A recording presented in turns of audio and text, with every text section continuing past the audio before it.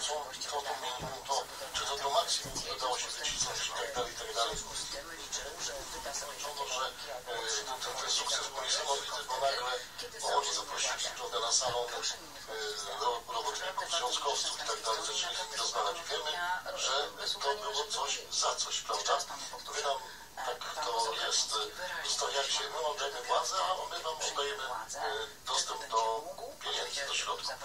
No tak, Anglicy mają takie powiedzenie, czynić z konieczności cnoty, to znaczy koniecznością dla komunistów, którą oni już dobrze rozpoznali, mówię o tym aparacie władzy, no to było przekonanie, że wszystko się wali, prawda, w sensie gospodarczym. Teraz z tej konieczności trzeba było uczynić cnotę, to znaczy my się teraz dzielimy władzą, my was dopuszczamy, proszę bardzo, nagle poczuliśmy chęć demokratyzacji i zmian wolnorynkowych, ale to wszystko było wkalkulowane w ten szerszy plan, prawda, polityczny, który zresztą został opracowany ostatecznie, jak wiemy, w centrum imperium, to znaczy w Moskwie.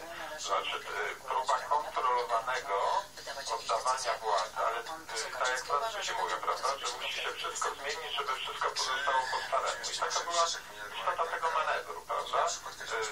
I jak potem obserwujemy cały ciąg wydarzeń, który miał miejsce w 1989 roku po Okrągłym Stole, no na przykład wybory 4 czerwca 1989 roku, prawda? Doszło do... Dzisiaj to nam w głowie się nie mieści, żeby można dokonywać wymiany ordynacji wyborczej w trakcie wyborów. A wtedy tak doszło do czegoś takiego, ponieważ ludzie skreślili masową tak zwaną listę krajową, na której byli umieszczeni wszyscy prominentni przedstawiciele ZSRR, łącznie z generałem Kisztakiem i innymi. No więc te brakujące miejsca, które miały być zgodnie z Okrągłym Stołem przeznaczone dla obozu władzy, trzeba było jakoś uzupełnić, więc zmieniono między pierwszą a drugą turą wyborów ordynację wyborczą. To, że komuniści to zrobili, to akurat nie dzieje, znając ich, nazwijmy to, kulturę prawną. Natomiast to, że zgodzili się na to właściwie wszyscy przedstawiciele właśnie ówczesnej opozycji solidarnościowej, którzy ciągle powtarzali, odmieniali przez wszystkie przypadki taką łacińską maksymę pacta sunt servanda, czyli że należy dotrzymywać zawartych umów, czytaj ustaleń przy Okrągłym Stole, no to już było bardzo zadziwiające, że właściwie stwierdzono, że ważniejsze są ustalenia, które gdzieś tyłkiem zostały poczynione z komunistami, niż głos wyborców, którzy mając okazję, zademonstrowali, skreślając prominentnych komunistów z listy, tak zwanej listy krajowej. To był jedyny właściwie instrument, żeby pokazać komunistom, co się o nich myśli, ponieważ oni tak sobie już zagwarantowali przy Okrągłym Stole, że będą mieli 65% mandatów w tym Sejmie, prawda? Więc de facto jedynym sposobem utarcia ich nosa to było to skreślenie listy krajowej, co się dokonało. No ale ja pamiętam te wypowiedzi Bronisława Gerenka, Lecha Wałęsy, Tadeusza Mazowieckiego i innych, którzy mówili, że trzeba dotrzymywać umów, no bo inaczej to dojdzie do jakiejś rewolty, aparatu władzy, dojdzie do powtórki stanu wojennego. No, to było wiadomo, że znając też jakie wiatry z Moskwy idą, że ten scenariusz z 1981 roku jest nie do powtórzenia, więc to było oczywiście tylko taka propagandowa komunikat, a nie realna ocena sytuacji. Jeszcze tak wspomniałem, panie profesorze, najwięksi wygrani, najwięksi przegrani. No najwięksi wygrani, no to ciągle są na świeczniku, prawda, to wspomnieć wspomnianą gazetę wyborczą, która przecież ma dzisiaj przez jakiś czas odgrywa znacznie większą rolę niż tylko bycie dziennikiem politycznym, tylko wpływała, jak wiemy z ostatnich publikacji, stara się ciągle wpływać na życie polityczne w kraju. Jak popatrzymy na całą tą właśnie te wszystkie kluczowe sektory gospodarcze, prawda, najbardziej lukratywne, przynoszące najwięcej zysków, na przykład sektor paliwowy czy sektor bankowy, no to mamy tutaj do czynienia z ludźmi, których kariery właśnie zostały zatwierdzone przez Okrągły Stół, bo to często była albo wojskowa, albo cywilna bezpieka.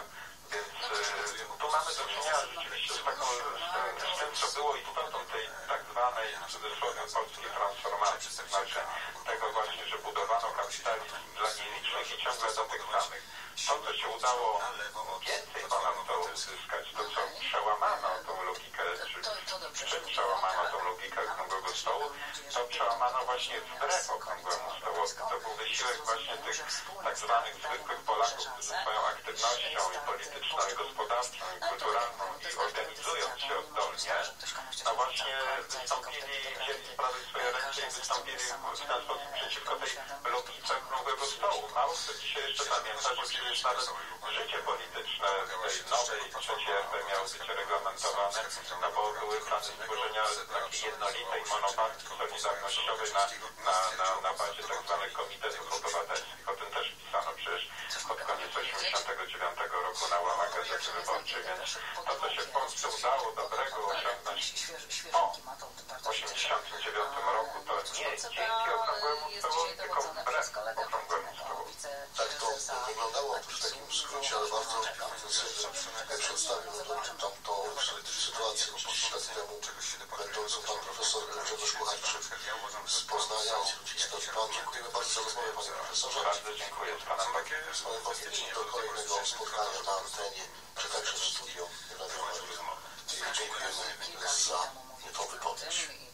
Przypomnę panu, bo mówiłam dwukrotnie, że 7 dni temu Platforma złożyła zawiadomienie do CBA i CBA nie zdążyło jeszcze zająć się sprawą spółki Srebrna i rolą pana prezesa Kaczyńskiego, którą tam pełni. Więc od 7 dni nie wiedzą, że mają u siebie takie zawiadomienie. Albo nie chcą wiedzieć. Czy jeśli dziennikarze Telewizji Polskiej otrzymują skrzynki mailowe groźby śmierci, to jest to sprawa dla Rzecznika Praw Obywatelskich, czy nie? To jest w ogóle bardzo Drodzy Państwo, temat kolejny. Nowa partia, która się pojawiła, temat od które wiosna. Człowiek, wspólnota, państwo, któremu ufam, to trzy fundamenty programu podkreślił Robert Pierre w czasie niedzielnej konwencji założycielskiej, ale to może mniej ważne, zapowiedział m.in. walkę ze smogiem, który jak wskazał spowodował licznych zgonów. Deklaruje też, że do 2035 roku zamkniemy wszystkie kopalnie węgla i będziemy mieć najczystsze powietrze w naszej części Europy. Nareszcie podkreślam. Pomysł rzeczywiście taki bardzo, tak powiem, może wyobrażeniowy, ale co z polskim węglem, co z polskimi kopalniami. Mam teraz połączenie z panem ministrem sprawiedliwości Michałem Wójcikiem. Witamy serdecznie, panie ministrze. Może nie może.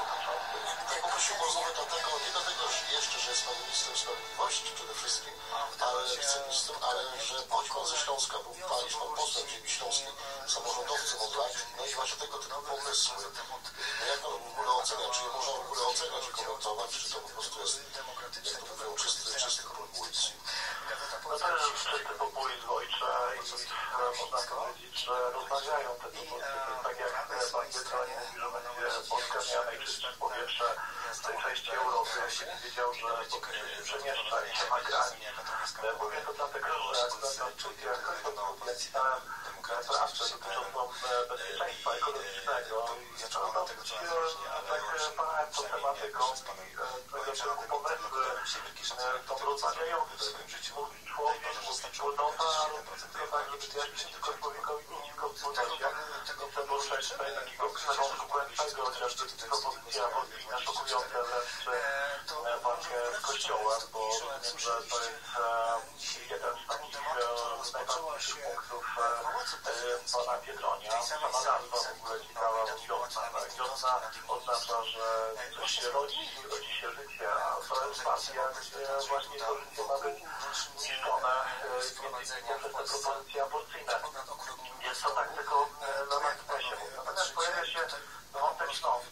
Ten wątek jest bardzo szeroko komentowany w regionie, bo nie ukrywam, że to spowodowało taką konsternację w ostatnich dniach, zaraz po tej konwencji. Miałem okazję obserwować w mediach te konwencje. Muszę powiedzieć, że na nie mówiłem, bo pomysł migracji kopalń z 2005 roku jest pomysłem kosmosu. Jest szokujący pomysł, który nie ma szans na realizację, absolutnie, ale że narodzi się w głowie polityka, który mówi o sobie, że jest kandydatem na premiera i że chce być tym premierem za kilka miesięcy, no to warto, żeby dzisiaj ludzie mieszkający na Śląsku, w całym województwie śląskim, w ogóle w całej Polsce, przyszli uwagę temu pomysłowi.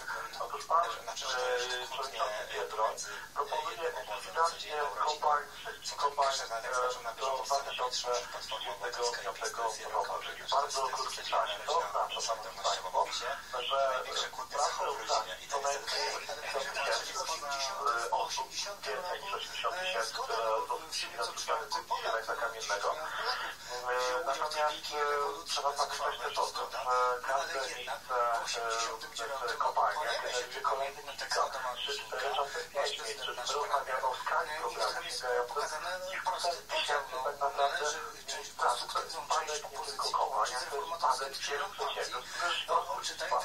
Te przedsiębiorstwa przede wszystkim są zlokalizowane na Śląsku. To, że się zaczęło podziały, pamiętam dokładnie reformę, która była przeprowadzana na czasów pana Wójka, czyli tego pana premiera, który temu pojawił się na spotkaniu kilku premierów i mówił, że jest alternatywa dla rządu Zjednoczonej Prawicy i podpisali jakąś deklarację współpracy, ale to właśnie za pana Wójka realizowane były kopalnie na Śląsku. To wywołało ogromne problemy Śląska przez wiele lat. Zlikwidowano wiele kopalń, wielu ludzi weszło tak naprawdę w biedę, z którego zostawali przez wiele lat. Jeśli to pamiętam na Śląsku, potem były tam Platformy Obywatelskie. I przypominam Państwu i Państwu o tym, że uzdrawiano kopalnie w ten sposób strzelano do górników. Tak było w Jastrzębiu, który się zbądza nogą. I to również dzisiaj pamiętamy, ta sytuacja na kilka lat temu. Więc taka prosta lista oznaczałaby destrukcję i dla regionu, patologię, przestępczość. Przykład jednak mówi, że jest alternatywa, bo te osoby mogłyby znaleźć miejsce pracy, odnawialnych źródłach energii w przedsiębiorstwach, inwestycjach, inicjatywach dotyczących odnawialnych źródeł energii. A nie tylko konkretnych propozycji. Ja mogę powiedzieć parę lata kwestią przekwalifikowywania ludzi. To nie jest tak prosto, jak pan Wierzeń sobie wymyślił. To nie jest prosty mechanizm, to są całymi latami. To muszą być przygotowane specjalne programy, a przede wszystkim muszą być gigantyczne środki finansowe. I jeszcze jedna rzecz, która jest istotna. Polska gospodarka oparta jest na węglu. W prawie 80%. Oczywiście, że energia produkujemy dzisiaj także z odnawialnych źródeł energii, 14%, ale 80% to jest jednak energia pozyskiwana z węgla. Cała gospodarka. Takie proste myślenie, że do 2035 roku zlikwidowane zostaną wszystkie kopalnie, to znaczy tak naprawdę zafundowanie na wszystkim zrujnowania gospodarki, zafundowanie problemów, patologii, przestępczości i tak naprawdę wielkich problemów. A dodatkowo jest jeszcze jeden element. To jest kwestia typowo strategiczna. Przecież wiadomo, że jeżeli ktoś ma te surowce, jeżeli ma kopalnię, no to przecież nie jest uzależniony od innych państw. Rozumiem, że pan Biedroń ma swoisty sposób na to. To jest bezpieczeństwo uzależniania nas od innych państw. Przykład podam się tutaj. To jest przykład dotyczący gospodarki niemieckiej, gdzie niedawno zlikwidowano ostatnią kopalnię węgla kamiennego, a jeżeli ktoś myśli, że ta energia nie będzie produkowana w węgla, to jest właśnie, dlatego że będzie produkowana, jest produkowana, tyle, że ten węgiel jest po prostu importowany. Wzrost Stanów Zjednoczonych tworzyć także różnych krajów świata, nie da się zrobić tak, że zupełnie się odetniemy od węgla. Niemożliwe po prostu. Nawet Niemczech, to też ciekawe, aż 40%, ponad nawet 40% energii jest produkowanej z węgla. Tyle, że przede wszystkim z węgla brunatnego, także z węgla kamiennego. Rzeczywiście w Niemczech taka komisja pojawiła się niedawno, która wprowadziła rekomendacje zarządu, żeby do 2038 roku zlikwidować wszystkie kopalnie węgla w ogóle poprzez całą energetykę na OZE. Proszę zwrócić uwagę, 2038 rok, pan Biedroń proponuje do 2025 roku. Jeżeli my pytamy o koszty tego całego przedsięwzięcia, to mamy prawo zapytać, bo w Niemczech wygładzionaliście wydobywa węgiel brunatny, jest przygotowywane projekty, które przez 20 lat pochłoną 40 miliardów euro. A pan Biedroń musi ustawić swoich ekspertów, mówi o tym, że koszty jego programu będą wynosić 30 miliardów złotych. Więc tutaj jeśli pokazuje skalę populizmu i tego, w jaki sposób on patrzy na gospodarkę, jak próbuje się bawić z tymi rzeczami, to jest naprawdę, tak naprawdę trzeba poznać konkretne propozycje. Myślę, że dzisiaj jest osobą widzianą na Śląsku, ze względu właśnie na to, że te propozycje są zmienione absolutnie w nasz region. Dodatkowo mogę powiedzieć, jak mówię o wiatrakach, o energii wiatru, jak najbardziej. To mamy gdzieś przyszłość. Tylko też trzeba pamiętać o tym, że te chociażby wiatraki, żeby one mogły funkcjonować, to również węgiel jest istotna elementami potrzebna, żeby zbudować te wiatraki. Pan Biedroń o tym również tu pamięta. Chciałbym znać konkretne zliczenia, nie tak gdzieś tam rękawa ustalane, tylko konkretne... No ale nawet panie jeszcze wiatraki też jest kwestia dyskusyjna, bo już ja pamiętam tyle audycji, które też poświęconych dokumentów o szkodliwości i obecności ludzi. Tylko też mówię, to mogą nie dzielić poglądy, jeśli chodzi o Kościół katolicki, duchowieństwa, tego pana, bo wiadomo, od dawna te jego wypowiedzi są tutaj również jasne i takie zapisana i podpisana. tak jest radykalnych, w każdym razie wiele osób się już naprawdę mogą mieć tego typu pomysły, tego typu rozwiązania, po prostu nierealne, jakieś takie rzeczywiście takie wiosenno, nie wiem. Przecież można teraz już książki powstają na ten temat. Że mówię, że społeczeństwo musi bardzo mocno też mieć świadomość tego, prawda, że można wiele opowiadać, wiele rzeczy takich stworzonych, obiecywać, a realizm jest taki, jaki jest, jak tu pan minister przekazał, pokazał na tych wydatkach. Muszę powiedzieć, że co pan, że to jest jakiś nieprawdopodobny populizm, że pan Biedroń nie tylko w waszych kościołach, a na waszych kościołach anabogiem jeszcze nie wygrał, ale także ze Śląski, mieszkańcami Śląska i to jest zadziwiające zupełnie. Oczywiście wrócił też inny pomysł z języka regionalnego śląskiego, ale chyba trzeba również go odesłać chociażby do pana profesora Joszka i również postudiować, czym się różni język dwa. Jak to jest na Śląsku, jak ten problem jakby ma głębszy kompleks. Wydaje się, że to nie jest tak, że można sobie jako populista wrócić jakiś temat i potem on sobie żyje rzeczywiście w mediach, żyje sobie w internecie, a nie podeprzeć go konkretnymi danymi. W przypadku węgla ja oczekuję konkretnych informacji.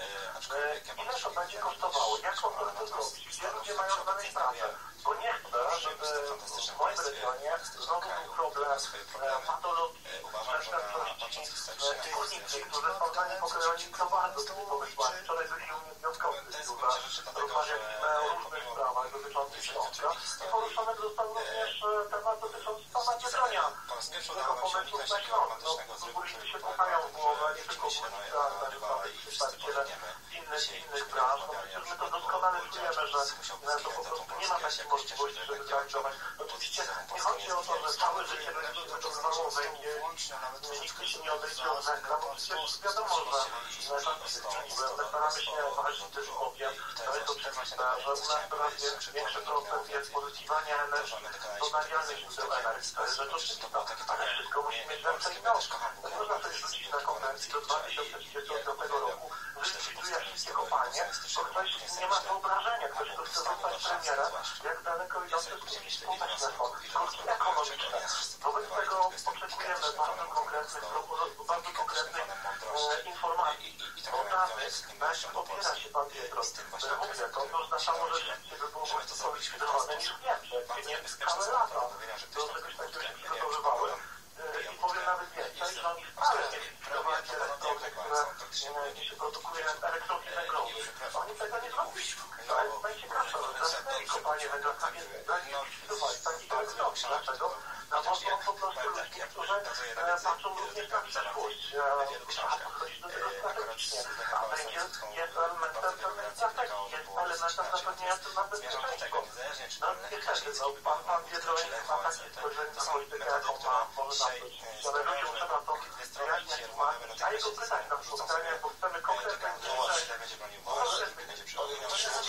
można powiedzieć, ale to jest potrzebne od razu tylko do ukorzeni obalali te myślenie, bo popatrz też, że to jest kwestia śląska, to jest kwestia też całej przecież polskiej gospodarki i niezależności, od zależności od innych i tak dalej. To się będzie przecież na wszystko tylko tutaj przerzucało. Oczywiście, dyskusja chociaż do cena krąży już ostatnie miesiące. Trudna dyskusja, wszystko żeby te ceny krąży nie poszły w górę, ale zobaczcie, bardzo łatwo podnieść tą cenę, jeżeli ona staje się normalnym elementem takiej ryzykowej, można powiedzieć, wystarczy, że uprawnie się trochę tylko niesie ryzyko, już ta cena pójść w górę, uprawnie do emisji CO2. Nie dajmy się zwariować tym wszystkim, oczywiście one jak najbardziej nie jest tak, że się nie płaci przeciwko produkcji energii, odnawialnych źródeł energii. Są ogromne pieniądze które płaci podatki. I to też trzeba o tym pamiętać. Konkretne wyliczenia chcemy znać od pana Miechonia. Jeżeli wrzucę taki temat, który jest bardzo niebezpieczny, to chcemy dostarczyć informacji, na jakich danych się opiera. Jeżeli mówię, w Niemczech 3 miliardów, według mojej wiedzy, euro ma kosztować likwidacja górnictwa w ciągu 20 lat w regionach, które nazywa się węgiel, to ja się pytam, jak pan Biedronka 35 miliardów złotych zamierza zrealizować pomysł. Ja mam to mówić. Panie ministrze, dziękuję bardzo za rozmowę, za komentarz i za to podzielenie informacji nam wszystkim. Pozdrawiamy serdecznie. Dziękuję bardzo. Naszym gościem był pan minister, wiceminister sprawiedliwości i dziękujemy za rozmowę. No właśnie, za to, że miał powiedzieć, że ludziom, którzy mówili prawdę o przeszłości, chciał zniszczyć. Wracając do tych lektur, czy ta biografia nie byłaby pełniejsza, gdyby miała także ten wątek jasno postawiony? Czy my byśmy z perspektywy pana, już kolejnego pokolenia, to nie byłoby jakoś bardziej wytłumaczone? Ale z punktu widzenia mojego kraju to jest też historia nie tyle na podręcznik, co na film hollywoodzki. Człowiek, który w młodym wieku upada, ma dosyć ciemną rysę w życiorysie jak każdy z nas. Później dokonuje takiego odwrotu i zapisuje się w historii całego świata. Staje się najbardziej poważonych w tej chwili ludzi na świecie. Na pewno najbardziej poważonym obok Jana Pawła II Polakiem na świecie. Tego jakby te nasze spory też nie zmienią. On zostanie na zawsze człowiekiem, który obalił komunizm w Polsce. I to jest rzeczywiście historia wręcz hollywoodzka, bo powiedziałem, że politycznych. Powiem tak. Proszę Państwa, i kolejny temat, który chcemy dzisiaj omówić i dowiedzieć się jeszcze pewnych rzeczy, to sprawa związana z bezpieczeństwem Polaków, z bezpieczeństwem społeczeństwa. Mamy teraz połączenie z panem ministrem Jarosławem Zielińskim, wiceministrem spraw wewnętrznych i administracji. Witam serdecznie, panie ministrze, na tym Również serdecznie witam, szczęść Boże, pozdrawiam naszych słuchaczy i ojca redaktora. Pierwsza sprawa to, słyszymy teraz takie dyskusje, prawda, nie wiem, czy przy rodzinnych stołach, to może nie, ale gdzieś tam w miejscach pracy, czasem gdzieś na przystankach po zachowaniach, działaniach Policji Państwowej, szczególnie ochrona pewnych miejsc, na przykład telewizja publiczna, dziennikarzy i tak dalej. Co w tym temacie można byłoby jeszcze dopowiedzieć, jaka jest pana ocena tej sytuacji? I druga sprawa jeszcze wakatów. Brakuje policjantów. Szukacie, wiem, nowy nabór, żeby jeszcze więcej przybyło tutaj funkcjonariuszy w kraju. No i jeszcze sprawa bardzo ciekawa, więc krajowa mapa zagrożeń, czyli miejsca niebezpiecznej działalności rozrywkowej. Więc może w tych tematach bardzo prosimy o naświetlenie.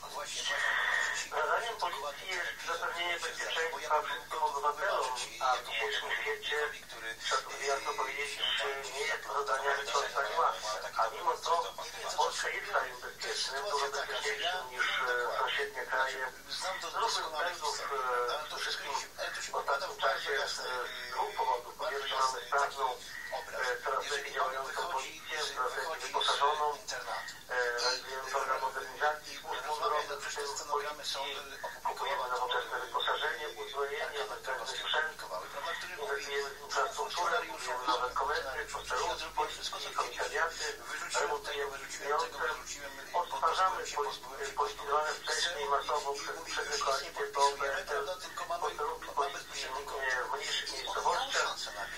No i pozostawimy wyposażenie dla już w sposób znaczący, tego nie było tam w latach. To teraz bardziej motywuje do służby tych, którzy już nie są i zachęca do kształtowania tych, którzy myślą o wyborze zawodu. Skupię się jeszcze na poziomie bezpieczeństwa. Poziom w Polsce jest naprawdę wysoki. Co potwierdzają obywatele Wałęsa zgodził na 90% Polaków musi zapewnić najbliższym otoczeniu w miejscu zamieszkania. To jest bardzo wysokie poczucie bezpieczeństwa i ono nie bierze się znikąd. Ono bierze się przede wszystkim z tego, że jest w Polsce coraz mniej przestępstw, takiego przestępstw z roku na rok spada, zwłaszcza w ostatnich latach. A wzrasta się wykrywalność. W czasie, na którym odpowiadamy w ciągu 3 lat ostatnich, kolejnego ostatniego roku, biegnie perspektywy do bardzo dobrej, za każdym razem, z każdym rokiem jest coraz lepsze. To nie oznacza, że nie ma zagrożeń, to nie oznacza, że nie ma rozrzuci, że nie ma przestępstw. Dlatego policja musi coraz bardziej sprawdzać. Jeżeli chodzi o te wydarzenia w przestrzeni publicznej, ostatnio, które tak głośno, zwłaszcza to związane z tym demonstracją pod telewizją publiczną, no to są wydarzenia, które nikt nie powinien mieć miejsca w demokratycznym państwie. I przede wszystkim trzeba apelować i z przeznaczeniem do całej opinii publicznej, także do polityków opozycji, także tych, którzy demonstrują, żeby tego nie robić, żeby tego nie popierać pod kątem złe emocje. Te złe emocje i działania z nimi związane z często mowy nienawiści. A to są czyny nienawiści. Zawsze istnieje groźba, że mowa nienawiści może starać się w czynach, które tej nienawiści wynikają. Człowiek, który stoi pomiędzy prawem, a nie wilkiem, nie wrogiem. Możemy dyskutować, możemy nawet się kłócić, to jest naturalne w demokracji, ale nie powinniśmy napadać na siebie, tak jak to się właśnie dzieje ostatnio pod telewizją publiczną, pod TVP Info. Ja dzisiaj w jednej telewizji wyrażałem swoją empatię i solidarność pani redaktor Bogdaną Górę, która została zaatakowana brutalnie przez demonstrujących, którzy ją obrażali, którzy podnieśli rękę na jej imienie czy na samochód, obrażali policjantów, którymi także przebierali solidarność, bo oni byli bardzo cierpliwi i zachowali zimną krew. A w pewnym momencie można by się zastanawiać, czy nie zareagowali zbyt mało stanowczo, dzieje się właśnie krzywda pani redaktor, naruszana jest i wolność osobista, że naruszana jest prawo do swobodnego poruszania się, że atakowane jest ich samochód. Tutaj można mieć wątpliwości nad tym, zastanawiamy nad tym, dyskutujemy, ale pamiętajmy o tym, że zawsze dowódca danej akcji policyjnej podejmuje decyzję na miejscu. Żeby podejmować właściwe decyzje, to po pierwsze musi być to wszystko przygotowane bardzo profesjonalnie. Policja jest przygotowana do reagowania bardzo profesjonalnego, ale musi też mieć poczucie, że jeżeli podejmie decyzję o stanowczej, bardzo stanowczej reakcji, to że nie będzie za to potępiany ani on, ani oddział policji, czy funkcjonariusze, którzy tam są na zabezpieczeniu. Potrzebny jest taki klimat społeczny wobec działań policji, żeby one mogły reagować adekwatnie do zagrożeń, żeby się nie bała, że za takie reakcje bardziej stanowcze będzie doprowadzone postępowania wyjaśniające czy dyscyplinarne. To jest kwestia klimatu społecznego. Chcę powiedzieć bardzo wyraźnie, że na pewno nie będzie przyzwolenia rządu Prawa i Sprawiedliwości na to, że było umowane prawo na kogokolwiek, tak czy inny kolor polityczny, to nie ma znaczenia.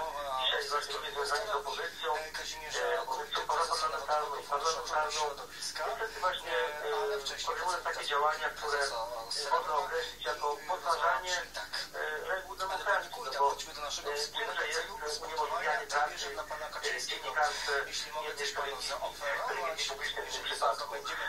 Jaka by była reakcja, gdyby ktoś nie dostosował przeciwko na przykład telewizji komercyjnej, dziennikarzowi tamtej telewizji, a mamy bardzo agresywnych dziennikarzy i stronniczych i nikt nie, na szczęście nie organizuje takich demonstracji dobrze, bo jedno i drugie musi być pozostawione. Ja pomyślałem, że trzeba tak symbolicznie powiedzieć, czy to były działania tak właśnie agresywne, niedopuszczalne, jak zostały one stosowane wobec pani redaktor Magdaleny Ogórek, żeby takie działania były podjęte na przykład wobec pani Moniki Olejnik, to trzeba oczekiwać takiej samej jednoznacznej reakcji policji. Musimy zagwarantować poszanowanie praw obywatelskich, wolności obywatelskich i reagować na wszelkie łamanie prawa i poprawę do publicznego. Jasna sprawa, tutaj po prostu musimy się zdecydować, czego oczekujemy, prawda, od prawa. Policja musi mieć poparcie społeczne, opinii publicznej w swoich działaniach na rzecz zapewnienia bezpieczeństwa i egzekwowania prawa wobec tych, którzy nie łatwo. Tak jest. Bo przecokocie inna atmosfera występuje, chociażby nawet w Paryżu. Teraz widzimy, że społeczeństwo jest po stronie tych, którzy protestują, bo dlatego, że bardzo ostre środki chyba państwo wprowadza i robi się taka przemoc. Nasza policja reaguje w sposób odpowiedni. Czasami można mieć wątpliwości co do pewnych szczegółowych działań, ale to się zawsze niestety może zdarzać w krytycznych sytuacjach. Natomiast reaguje w granicach prawa i na podstawie prawa i tak musi być. Ale nie może też tolerować zachowań tego prawoładu i dlatego tylko, że ktoś to pomyśli, taką akcję policji. Nie. Policja płaci podatki, a policja nie wymaga od niej, żeby ona traktowała w sposób odpowiedni i tak będzie. A teraz wracając do innych pytań. Do tych kart nasz, bo czas nam ucieka. Przebyliśmy na prezydenta, chciałbym przedstawić. A ta karta... ma federalnej bezpieczeństwa. To jest bardzo ważne narzędzie, interaktywne, internetowe, anonimowe. Może każdy obywatel zgłaszać na tę mapę swoje podejrzenia o zagrożeniach. Policja je weryfikuje, sprawdza i eliminuje te zagrożenia. Ostatnio właśnie po tym tragicznym zdarzeniu w Tajrumu w Koszalinie zginęło 5 młodych 15-letnich dziewcząt. Szukaliśmy różnych sposobów na to, żeby temu zapobiegać w przyszłości. I jednym z pomysłów było uzupełnienie Krajowej Nadzoru Bezpieczeństwa w tę kategorię, która jest szersza niż to same Tajrumy. To jest możliwość zgłaszania informacji o zagrożeniach związanych z miejscami działalności rozrywkowej i szerzej prowadzonej przez różne osoby i podmioty. Konkurują się przedsiębiorcy, nie mają racji. Bezpieczeństwo jest wartością nadrzędną. Jeżeli obywatele zauważą, że coś jest nie w porządku pod tym kątem, że nie są spełnione warunki bezpieczeństwa, mają prawo to zwłaszcza jak po policji będzie to weryfikować i reagować. To zdanie jeszcze wakacji, panie ministrze, to nie jest tak, że mam pomysłu na życie, więc zostaje policjantem. Nie jest tak. Trudno jest się dostać do policji. Owszem, kiedyś zgłaszało się do policji więcej osób, z powodu, że bezrobocie, młodzi ludzie szukali miejsc pracy. Dzisiaj inne instytucje oferują często atrakcyjniejsze, przynajmniej na wstępie, albo podobnie atrakcyjniejsze miejsca pracy, zarobki z tym związane. Więc liczba chętnych na jedno miejsce policji jest mniejsza, dwukrotnie mniejsza niż obywatel. Ale oczywiście nie zamierzamy znowu, jeśli chodzi o kryteria przyjęć. Przyjęliśmy w ubiegłym roku 2018 dużą grupę nowych policjantów, 4,5 tysiąca. Wakacji nie ma aż tak dużo jak twierdzi opozycja. Mamy około 99 tysięcy policjantów, a 103 tysiące etatów, więc te kolejne 4 tysiące odchodzą ze służby na emerytury. Nowy policjant federalniczy jest w najbliższym czasie. Naszym dążeniem jest to, żeby limit etatów był wypełniony w 100%, bo jak ciągle powtarzam, że musimy teraz to czyli policjanci zapewniają nam bezpieczeństwo, a nie zapewniają bezpieczeństwo wakaty. Raczej wakaty utrzymywano co roku, po to, żeby środki zaliczane na te etaty niewypełnione, dlatego jest wesele. Dzisiaj nie ma takiej polityki. Rząd Prawa i Sprawiedliwości i resort wewnętrzny dąży do tego, żeby wypełnić wszystkie limity etatowe, według policjantów, dobrze wyszkolić, a potem, żeby realizowali pod właściwym nadzorem oczekiwania społeczeństwa, które zapewnili wszystkim Polakom, którzy przeżywają pełne bezpieczeństwo w przestrzeni publicznej i prywatnej, bo też jest to ważne, żeby każdy tu Dziękuję bardzo za rozmowę, za wyjaśnienie nam tych kwestii, panie ministrze. Pozdrawiamy serdecznie, do usłyszenia. Minister Jarosław Zieliński, wiceminister spraw wewnętrznych administracji, był naszym gościem. Jest szefem partii. Ja uważam, że w demokracji w ogóle się tak nie powinno dziać. Szef partii, który jest bardzo wpływowym człowiekiem, jest najważniejszą osobą dzisiaj w państwie, więc pociąga w zasadzie za bardzo wiele sznurków, ma bardzo wiele. To jest trochę od tego, co pan Proszę Państwa, jeszcze jeden temat. Dzisiaj przypada tutaj przeżywanie 100. rocznicy powołania biskupstwa polowego w Polsce. Z tej okazji zwierzchnik Sił Zbrojnych, a więc prezydent Rzeczypospolitej uczestniczył we mszy świętej. Sprawowanie w katedrze. Teraz posłuchajmy jeszcze przemówienia, które przy tutaj takiego swoistego też podsumowania tej uroczystości, którą uczynił prezydent Andrzej Duda, a potem już serwis informacyjny nieco posunięty w czasie. Zdrowej demokracji, w których jest jakaś spółka w jakiś sposób powiązana z PiS-em. Księże Nuncjuszu, Próbuje zbudować wieżowce w Warszawie i a zarazem dziekanie biznesowych Korpusu Dyplomatycznego Rzeczypospolitej Polskiej. I wydaje mi się też, że to jest coś, co jest... Księże kardynale, to jest jednak eminencjo, informacja, która poszła w świat na temat tego, jak wyglądają relacje na bank. księże arcybiskupie, ekscelencjo, jest w zasadzie bankiem czcigodni księża biskupi na czele bardzo blisko związanego ze Zbigniewem Ziobrą. księdzem biskupem, obsadzanie generałem kapelanem Wojska Polskiego, czcigodni księża biskupi kapelani, czcigodni księża, wielce szanowni panowie generałowie, panie i panowie oficerowie, w Polsce, tak? No to kto jest doradcą żołnierze, PKO? Wiecie panowie? najbliżsi Teraz polskich żołnierzy, też tak powiązać polityczno-biznesowo. wielce szanowni panowie ministrowie obrony narodowej, spraw wewnętrznych i administracji, wszyscy szanowni państwo ministrowie, wszyscy dostojni przybyli goście na czele z kombatantami, ludźmi, którzy walczyli z bronią w ręku za wolność Rzeczypospolitej. Wszyscy wielcy szanowni państwo, dziękuję za to rzeczywiście ten mit jakby to spotkanie. jakby lider tej partii politycznej nie różni Niezwykłe, tego, co działo się przez lata. To ja w niezwykłym gronie, oddam Adamowi, bo słuchając natomiast na pewno nie było czymś takim słów wypowiedzianych przez szybką odpowiedź bardzo proszę. Czy księdza kardynała, słuchając słów wypowiedzianych wcześniej przez księdza biskupa, kapelana Wojska Polskiego, No nie, już to patrzyłem to w ogóle w te karty historii, myśląc o kapelanach polskich, polega na tym, myśląc o naszych księżach, po pierwsze to nie widzę równości Tuska którzy służyli i Jarosława Kaczyńskiego, dlatego że Tusk ojczyźnie, wyhodował, ale i człowiekowi, i tolerował żołnierzowi, korupcji. bo przecież kapelan Jeśli pan spojrzy na aferę hazardową, prawda? nie idzie z żołnierzami po to, żeby walczyć z bronią w ręku. Zapomniałem nazwiska tego posła. Kapelan idzie po to, by być z żołnierzem, On po prostu świadomie służąc Bogu, służąc ojczyźnie, służyć człowiekowi. tego, żeby szefem komisji Jakże niezwykła i członek partii SLD, tylko on trudna rola, swojego człowieka. jakże niezwykła i trudna służba. Został wojewodą w jakimś tam województwie, prawda? Jak wielu sytuacji, które jesteśmy sobie może nawet w stanie wyobrazić w stosunku do żołnierza, nie jesteśmy sobie w stanie wyobrazić w stosunku do kapelana, tego, który ma być tą ostateczną ostoją, ma nieść to duchowe i moralne wsparcie.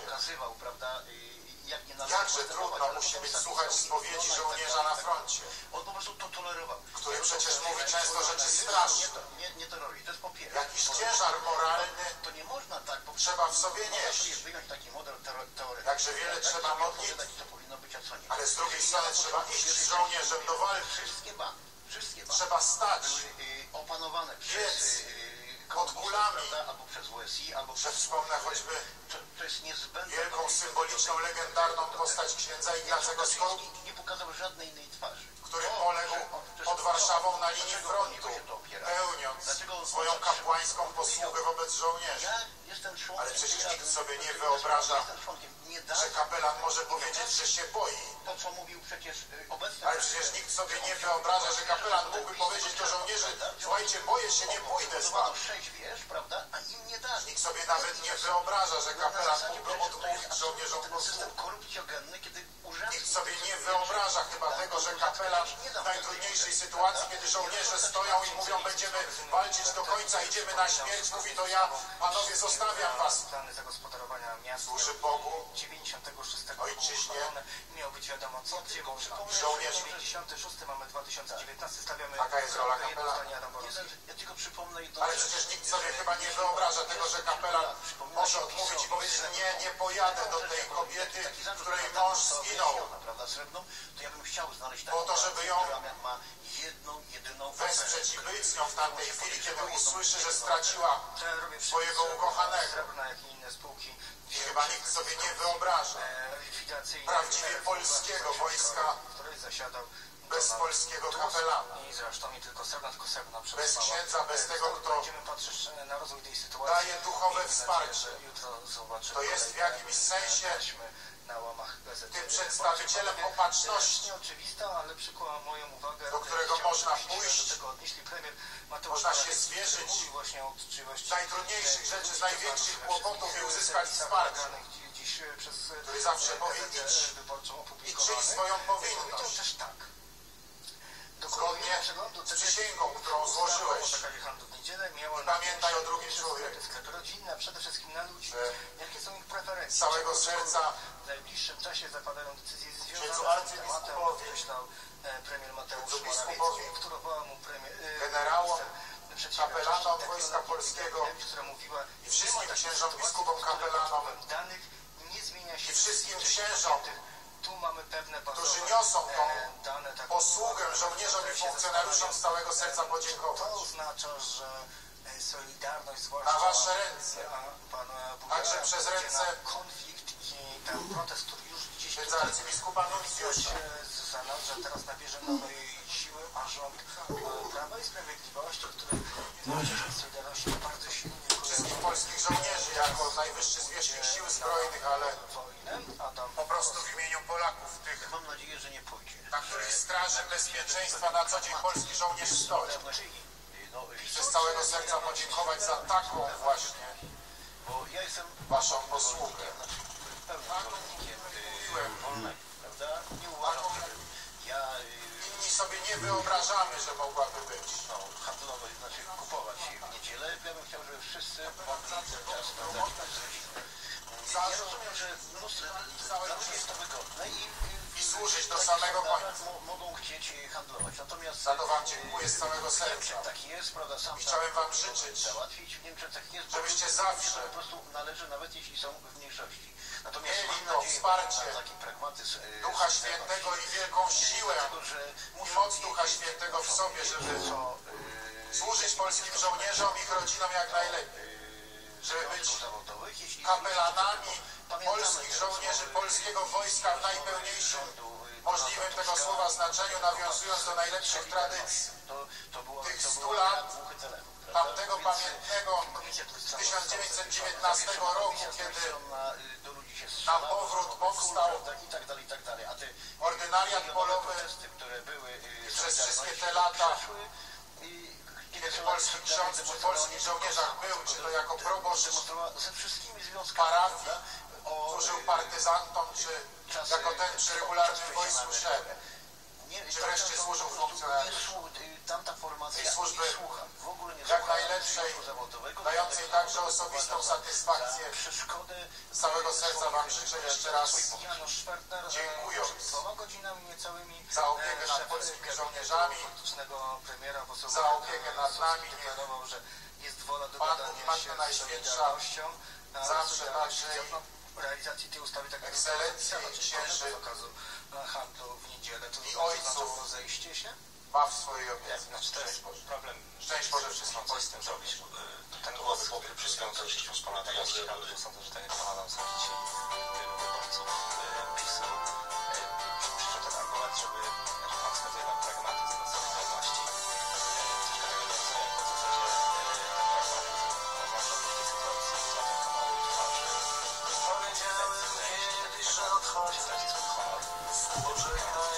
A na czym ten utrata honoru polega na wypadku Sylwestra? Zakaz w niedzielę, a jak tylko PiS to odpuścili, a tak, a chodzi o ludzi.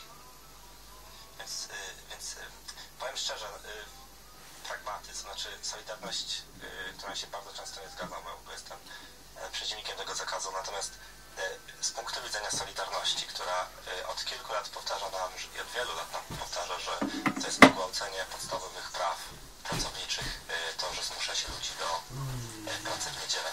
I słyszeliśmy to wielokrotnie w ustach prominentnych działaczy Solidarności. I jeśli dzisiaj się takiej Solidarności proponuje pragmatyzm, czyli utratę twarzy, to wydaje mi się, że ta Solidarność właśnie się trochę poprzez swoje wieloletnie działania doprowadziła do takiej sytuacji, że połowa Polski jej nie lubi, a ta połowa Polski, której należy Polakom w tym sensie takiego sporu politycznego po prostu nie szanuje, bo cóż to za pragmatyzm, to znaczy walczyliśmy o coś i nagle odpuszczamy, mimo że stracą na tym ludzie. Ja tylko powiem jeszcze jedno zdanie na samego... Tylko pojawia się argument, panie redaktorze, że tracą na tym małe sklepy, a nie wielkopomieszczone. Ja się zgadzam w tej kwestii, ja się nie zgadzam w tej kwestii. Ludzie, ale ci, którzy mieli być wsparci przez tą ustawę. Ja się nie zgadzam właśnie ani z PiS-em w tej sprawie, ani z Solidarnością. To znaczy ja od początku uważałem w ten sposób, że chciałbym, żeby grupa ekonomistów stwierdziła, czy to się Polsce opłaca, czy nie. Z czysto biznesowego punktu widzenia. Ja ekonomia nie jest zero-jedynkowa. To jest pewien problem. Oczywiście i bardzo podobało mi się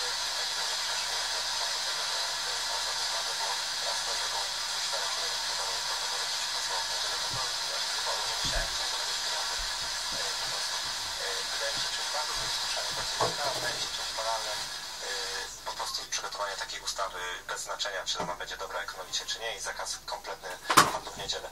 Ja jestem zwolennikiem takiego rozwiązania, które myślę, że nadejdzie za parę lat w Polsce, czyli takiego, w którym pracownik będzie miał wybór, natomiast kupujący też będzie miał wybór. Jedno zdanie Adam Borowski. Pragmatyzm to nie jest wyparcie się wszystkiego, przecież zostało zrobione mnóstwo. Znaczy nie taki, że tak zrobimy,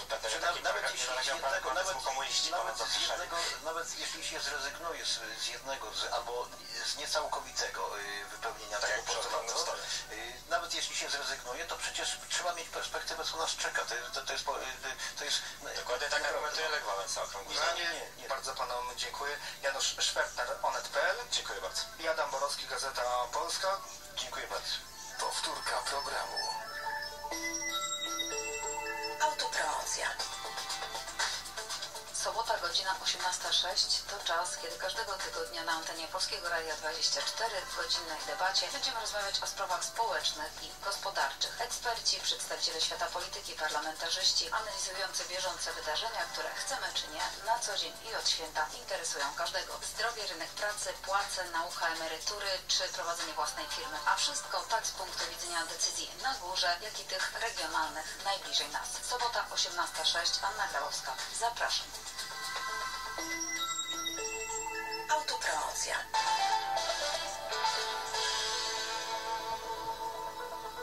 Tu Polskie Radio 24, zbliża się 5.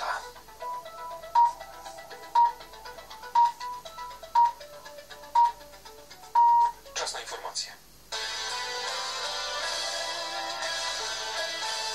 Damian Szpyra, zapraszam. Mija 30 lat od obrad Okrągłego Stołu. Prezydent Andrzej Duda odniósł się do tego wydarzenia w rozmowie w Polsat News. Jak przyznał, Okrągły Stół był potrzebny. Prezydent dodał, że byliśmy tym pierwszym krajem, w którym następowały przemiany.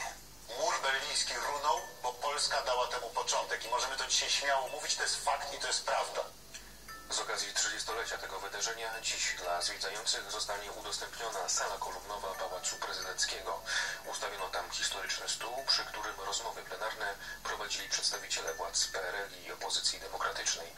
Zwiedzanie Pałacu Prezydenckiego będzie się odbywało od 16 do 20. Były wiceminister finansów Andrzej Parafianowicz zostanie dziś przesłuchany przez Sejmową Komisję Śledczą do sprawy wyłudzeń VAT. Parafianowicz funkcję sprawował w latach 2007-2013. Podlegały mu wtedy m.in. Krajowa Administracja Skarbowa i Urząd Administracji Skarbowej. Przewodniczący komisji Marcin Horała z PiS chce zapytać świadka o przepływ informacji między tymi służbami a resortem finansów. Pan Parafianowicz jest tutaj bardzo istotnym świadkiem. Przede wszystkim kwestia ustalenia, tak w skali makro, przepływu informacji między kontrolą a tymi departamentami legislacyjnymi. Czy było tak, że kontrola, widząc dużą skalę nieprawidłowości i że sobie z nimi nie radzi, czy alarmowała departamenty legislacyjne, czy nie informowała? Początek przesłuchania Andrzeja Parafianowicza o 10. Jutro zeznania ma złożyć były wiceminister finansów Janusz Cichoń. Przed Pałacem Prezydenckim będą dziś protestować rolnicy zorganizowani przez AGRO-Unię. Oczekują oni na reakcję prezydenta, bo jak wyjaśnia lider organizacji Michał Kołodziejczak, Kiedy zastanawiamy się nad doświadczeniem przez nich rezultatów. ludzi, Zdaniem którzy prezesa wówczas AGRO-Unii rolnictwo w byli Polsce jest albo w złej dzieci, kondycji. albo Wśród dorośli członków organizacji i są pozostawili wspomnienia, to wówczas głębiej rozumiemy, wskazujące a nie na tylko przez jakieś statystyki,